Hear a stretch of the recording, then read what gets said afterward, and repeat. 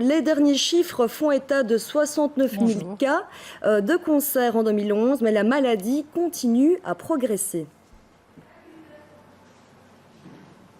Oui, tout à fait. Donc 69 000 cas, c'était sur l'année 2011, ce sont les chiffres du registre du cancer.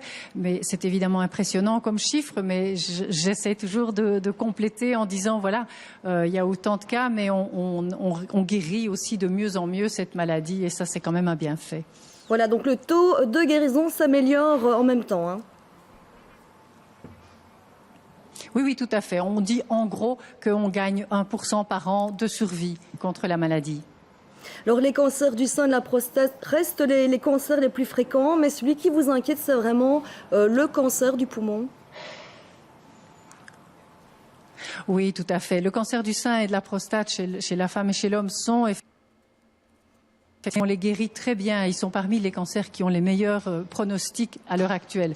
Par contre, le cancer du poumon, il est fréquent, il est en très légère diminution chez l'homme, il est en augmentation vraiment nette chez la femme, et c'est vraiment très inquiétant. Alors pourquoi ça augmente chez la femme? C'est tout simplement parce qu'il y a 30 ou 40 ans, les femmes se sont mises à fumer autant que les hommes, si pas plus, et c'est maintenant qu'on commence à payer l'addition. Or ce cancer-là, il est beaucoup, beaucoup plus difficile à guérir, et ce qui est assez vexant, c'est que c'est aussi le plus facile à prévenir. Si on arrêtait tous de fumer maintenant, là, comme ça, on pourrait diminuer d'un coup, d'un tiers, tous les cancers que nous connaissons en Belgique. Voilà, alors Karine Rondia, est-ce qu'il y a une priorité pour endiguer la maladie? Pas de recette miracle, hein. Pas de recette miracle, hélas, et toujours les conseils habituels. Arrêtez de fumer, je viens de vous le dire. Manger sainement, manger équilibré, varié. Éviter l'excès de poids. C'est quelque chose qu'on commence à découvrir. On ne le savait pas trop avant, que l'obésité, l'excès de poids sont un facteur favorisant le cancer. La sédentarité aussi, faire de l'exercice physique, c'est bon contre le cancer. Et évidemment, protéger sa peau, ne pas boire trop d'alcool, etc.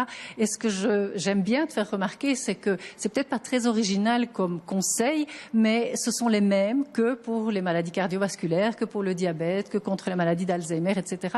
Donc, quelque part, c'est un investissement qui peut rapporter gros, puisque, effectivement, en faisant ces efforts-là, on peut gagner sur tous les fronts.